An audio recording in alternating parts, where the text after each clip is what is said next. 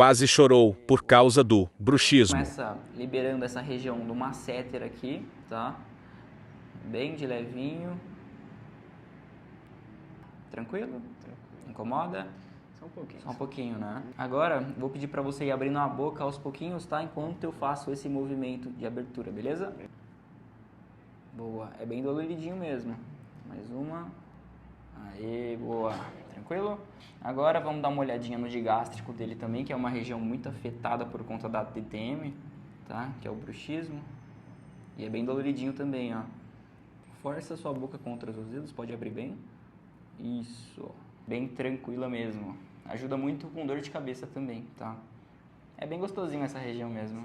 Então esse lado direito seu tá todo afetado, tá? Nossa, Maravilha. é bom Perfeito. demais.